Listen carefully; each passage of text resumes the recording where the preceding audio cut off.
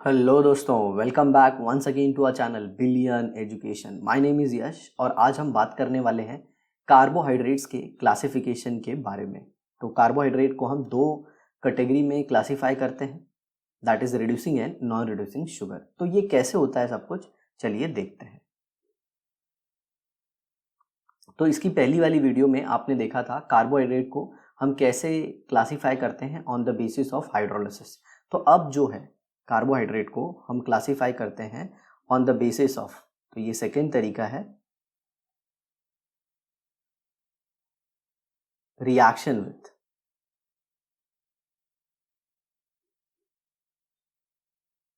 Oxidising agent.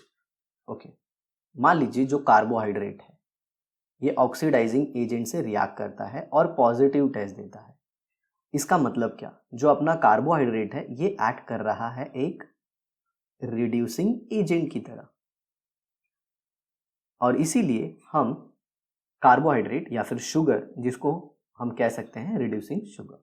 ठीक है, अब यहाँ पे इंपॉर्टेंट चीज ये है कि कौन सा ऑक्सीडाइजिंग एजेंट हम लेते हैं। तो हम लेते हैं ऑक्सीडाइजिंग एजेंट टोलेंस रिएजेंट। क्या लेते हैं? Tollens reagent. जी हाँ, टोलेंस रिएजेंट एक केमिकल कंपाउंड है जिसे हम कहते हैं अमोनिकल सिल्वर नाइट्रेट।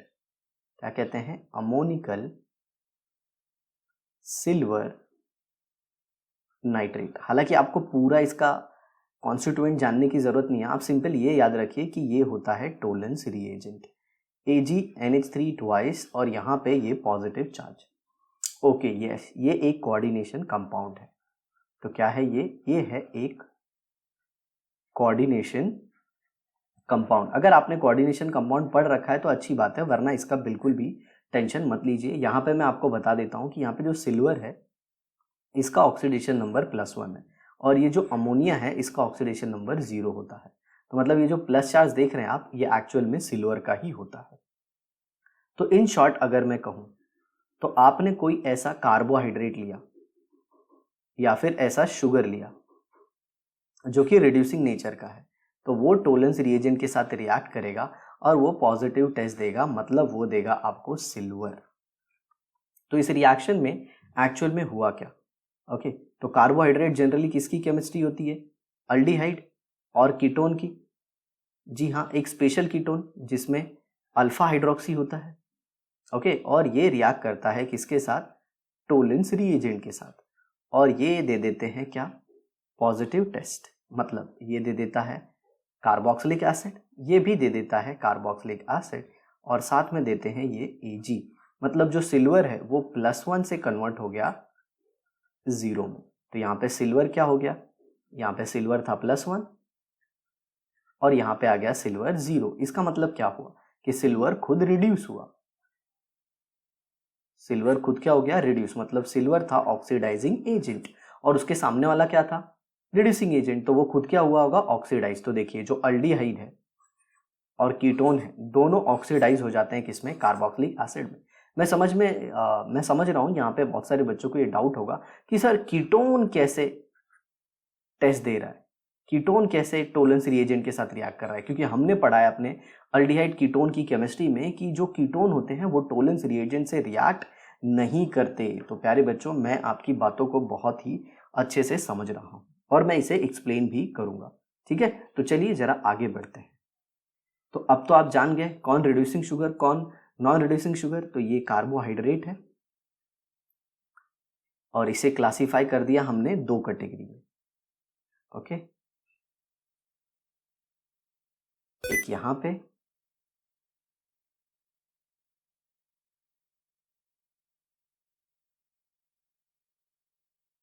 एक ऐसे एक ऐसे। तो ये हो गया रिड्यूसिंग शुगर। जी, जिनको अगर डाउट होगा कि सर ये कार्बोहाइड्रेट की जगह पे आपने शुगर क्यों लिख दिया, जी कार्बोहाइड्रेट ही शुगर होता है। तो ये हो गया रिड्यूसिंग शुगर और ये हो गया नॉन रिड्यूसिंग शुगर। तो जो लोग टोलेंस रिएजेंट के साथ पॉजिटिव टेस्ट देते हैं उसे हम कहते हैं रिड्यूसिंग शुगर, और जो पॉजिटिव टेस्ट नहीं देते उसे हम कहते हैं नॉन रिड्यूसिंग शुगर। तो अब ये रिड्यूसिंग शुगर के एग्जाम्पल क्या है? तो ऑल मोनोसेकेराइड्स, याद रखना, ऑल मोनोसेकेराइड्स। सर ये मोनोसेकेराइड क्या होते हैं? अरे बाबा, पिछली क्लास में पढ़ाया था ना, मोनोसेकेराइड मतलब ग्लूकोज, फ्रक्टोज, भूल गए, ग्लूकोज, फ्रक्टोज, मैनोज, ओके, ये सारे, राइबोज भी ले सकते हो, ये सारे क्या होंगे, रिड्यूसिंग शुगर। और दूसरा ऑल डाइसेकेराइड, सारे डाइसेकेराइड भी रिड्यूसिंग शुगर होंगे, ओके। बट इसमें एक एक्सेप्शन है जिसे हम कहते हैं सुक्रोज। तो आपको सुक्रोज को याद रखना होगा। सुक्रोज एक ऐसा डाइसेकेराइड है जो रिड्यूसिंग शुगर नहीं होता, मतलब वो एक नॉन रिड्यूसिंग शुगर है, ठीक है। तो अब आ जाते हैं नॉन रिड्यूसिंग शुगर में। तो नॉन रिड्यूसिंग शुगर का एग्जाम्पल है सुक्रोज, जो कि डाइसेकेराइड में है, और ऑल पॉलीसेकेराइड, और सारे क्या हैं, पॉलीसेकेराइड। पॉलीसेकेराइड मतलब स्टार्च। फिर आता है सेल्यूलोज, ग्लाइकोजन, आप कुछ भी ले सकते हैं। तो जो इंपॉर्टेंट है वो याद रखिएगा कि सारे मोनोसेकेराइड जो होते हैं वो क्या होते हैं, सारे मोनोसेकेराइड क्या होते हैं, रिड्यूसिंग शुगर। एग्जाम्पल क्या थे, लैक्टोज, माल्टोज, सेलुबियोज, ग्लूकोज, ये सारे, ओके। बट एक डाइसेकेराइड ऐसा है सुक्रोज जो कि रिड्यूसिंग नहीं है, बाकी सारे रिड्यूसिंग है। अब सुक्रोज क्यों रिड्यूसिंग नहीं है ये भी मैं आपको बताने वाला हूं, बस थोड़ा सा पेशेंस रखिए और वीडियो को एंड तक देखिए, ठीक है। तो अब नॉन रिड्यूसिंग भी आपको पता चल गया है कि नॉन रिड्यूसिंग में कौन आते हैं, सारे polysaccharides including one disaccharide that is sucrose. अब ऐसा क्या होता है कि ये जो पॉलीसेकेराइड है और ये डाइसेकेराइड है, ये नॉन रिड्यूसिंग की तरह काम करते हैं और मोनोसेकेराइड रिड्यूसिंग की तरह काम करते हैं। तो यहाँ पे इस इंपॉर्टेंट कंसेप्ट को मैं बताना चाहूंगा। तो याद रखिएगा, जिनके अंदर भी फ्री अल्डिहाइडिक ग्रुप हो या फिर अल्फा हाइड्रोक्सी कीटोनिक ग्रुप हो, याद रखना कीटोन टोलेंस रिएजेंट के साथ रिएक्ट नहीं करता, but alpha hydroxy ketone Tollens के साथ रिएक्ट करता है, ओके। और फिर जिनके अंदर फ्री हेमी एसिटल का देखिए स्ट्रक्चर ये होता है RCH OH और ये OR, याद रखिए ये एसिटल्डिहाइड मतलब ये अल्डिहाइड का पार्ट है, एक कार्बन और एक हाइड्रोजन, और यहाँ पे ये OH और ये OR। अगर इस OH के जगह पे OR आ जाए तो इसे फिर हम कहेंगे कीटल, याद रखिएगा, सॉरी एसिटल कहेंगे, क्या कहेंगे, एसिटल। तो ये था हेमी एसिटल, ओके। अब दूसरा आता है हेमी कीटल होगा RCR, या RR सेम हो सकते हैं या फिर अलग भी हो सकते हैं, और यहाँ पे आ जाएगा OH और यहाँ पे आ जाएगा OR। तो ये सारे जो है ना ये रिड्यूसिंग शुगर की तरह काम करेंगे। तो होता क्या है, कभी कभी एग्जामिनर जो है वो स्ट्रक्चर देख के भी पूछ लेता है, मतलब आपको स्ट्रक्चर दे देगा ऐसा और पूछेगा बताओ कि इसमें कौन से रिड्यूसिंग है और कौन से नॉन रिड्यूसिंग है, तो आप इजीली बता सकते हो। अब क्वेश्चन आता है कि सर कैसे Hemy acetal Hemy कीटल Tollens reagent के साथ रिएक्ट करते हैं, या फिर अल्फा हाइड्रोक्सी कीटोन कैसे रिएक्ट करते हैं। क्योंकि अल्डिहाइड का तो हमें पता है, अल्डिहाइड सिंपली कार्बोक्सिलिक एसिड में इजीली कन्वर्ट हो जाता है, तो हमें जानना है अल्फा हाइड्रोक्सी कीटोन का। तो चलिए, अल्फा हाइड्रोक्सी कीटोन जो है ना वो टॉटोमेराइजेशन में जाता है। अल्फा हाइड्रोक्सी कीटोन क्या दिखाता है, टॉटोमेराइजेशन। अल्फा हाइड्रोक्सी कीटोन अंडरगोज, यहां पे लिख देता हूं मैं, अंडरगोज डबल टॉटोमराइजेशन। क्या, डबल टॉटोमराइजेशन। और कैसे ये टॉटोमराइजेशन में जाने के बाद एक फ्री अल्डिहाइडिक ग्रुप क्रिएट कर देता है वो भी मैं आपको दिखा देता हूं। तो ये देखिए स्ट्रक्चर, ये है CH2OH और यहां पे है ये C डबल बॉन्ड O और यहां पे ये कुछ ऐसे, ये CH2OH। अब जिन्होंने बायोमोलिक्यूल्स में थोड़ा सा पढ़ाई करना है उनको पता होना चाहिए कि ये जो स्ट्रक्चर है ये फ्रक्टोज का है। तो यहाँ पे OH, यहाँ पे H, ये H, ये OH और ये H और ये OH, ओके। तो ये जो स्ट्रक्चर है ये है फ्रुक्टोज का। अब यहाँ पे जो हमें समझना है वो समझना है ये डबल टॉटोमराइजेशन कैसे होता है। तो देखिए ये डबल बॉन्ड शिफ्ट होता है यहाँ पे और ये हाइड्रोजन आ जाता है यहाँ पे, तो बगल में ही स्ट्रक्चर बना देता हूँ, ये C double bond C, okay. और यहाँ पे आ गया ये OH और ये तीन जो है ये ऐसे ही रहेंगे और ये नीचे CH2OH और यहाँ पे आ जाएगा CH और यहाँ पे आ जाएगा OH। अब इसमें देखिए थर्ड टॉटोमराइजेशन होगा, क्या होगा, सॉरी सेकेंड टॉटोमराइजेशन होगा, और वो कैसे वो भी देख लीजिए।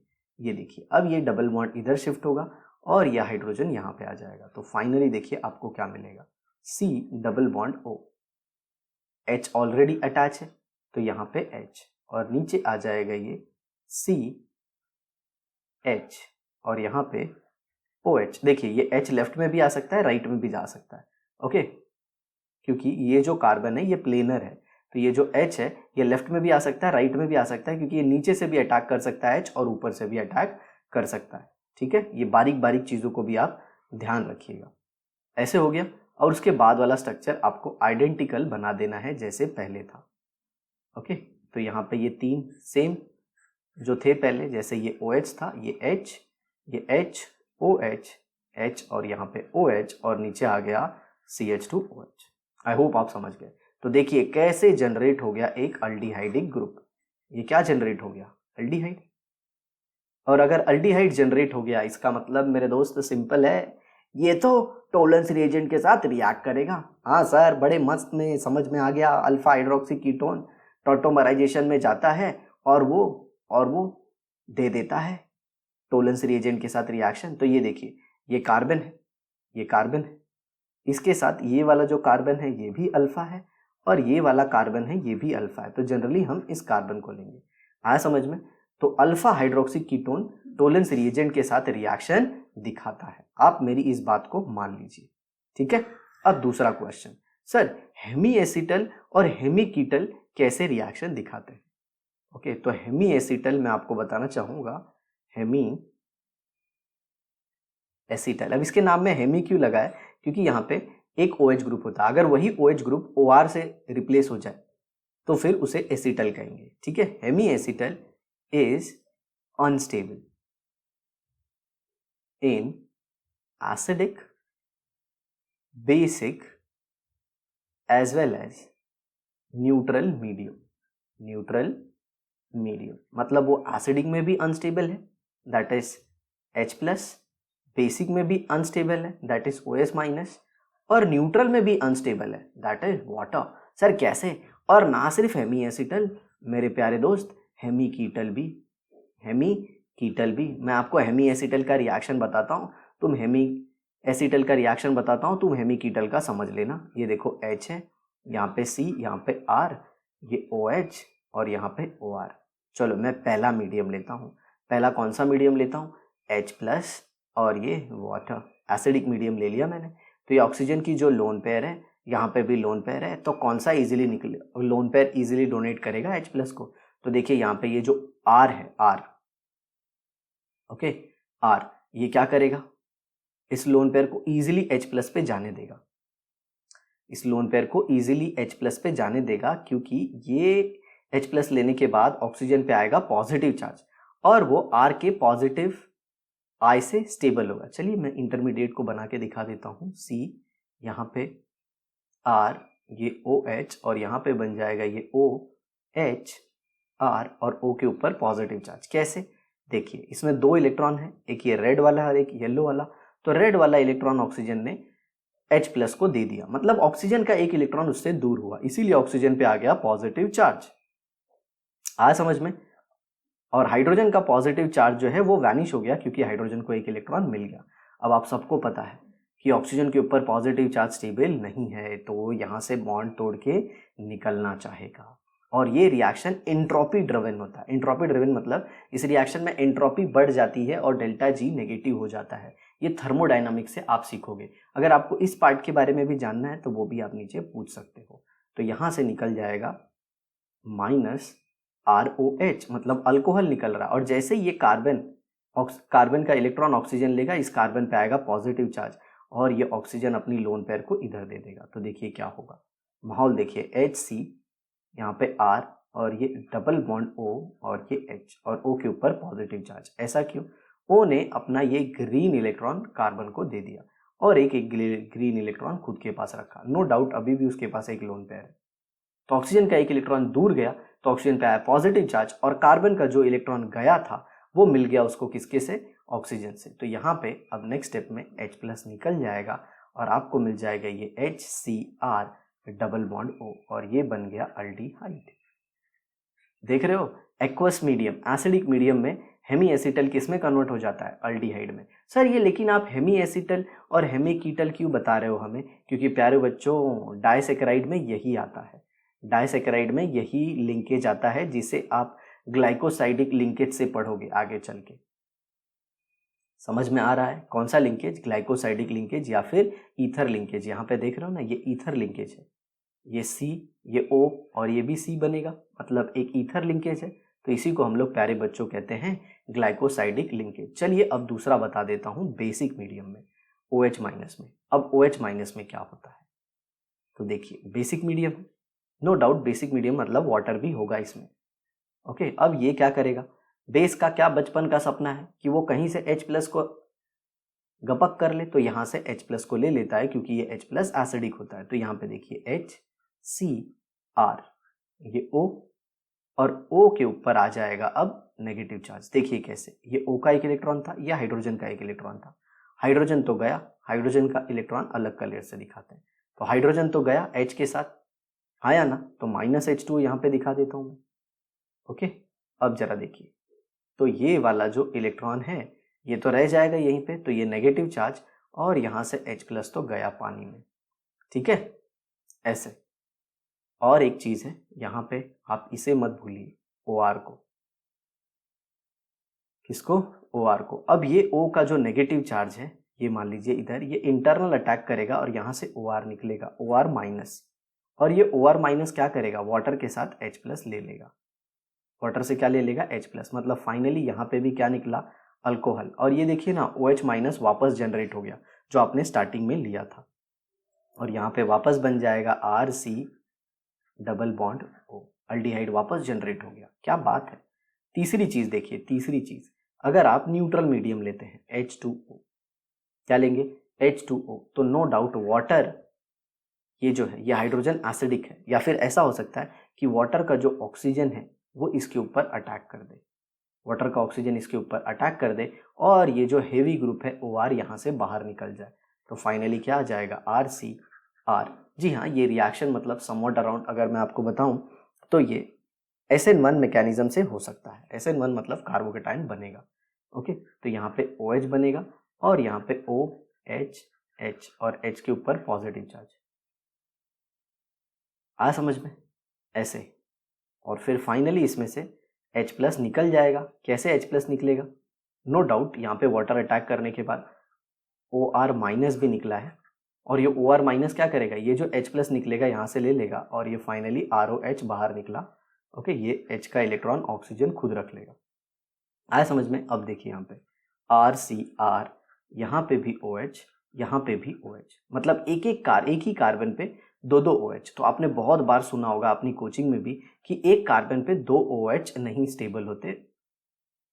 ओके, एक्सेप्ट कुछ एग्जाम्पल, जैसे क्लोरल हाइड्रेट है, समझ में आ रहा है, क्लोरल हाइड्रेट है या फिर नीन हाइड्रोजन सोल्यूशन है, उनमें एक ही कार्बन पे 2 OH स्टेबल होता है, लेकिन बाकी किसी में आपको एक ही कार्बन पे 2 OH स्टेबल नहीं मिलेगा, क्योंकि वो अंदर बना लेता है 4 membered cyclic transition state due to hydrogen bonding. देखिए ना, ये 4 मेंबर बन गया ना, और ये अनस्टेबल होता है, और अनस्टेबल होने की वजह से यही हो जाता है निर्जलीकरण, मतलब वाटर निकल जाता है। तो ये हो गया -H2O और ये हो गया RCH डबल बॉन्ड O। देखिए फिर अल्डिहाइड बन गया।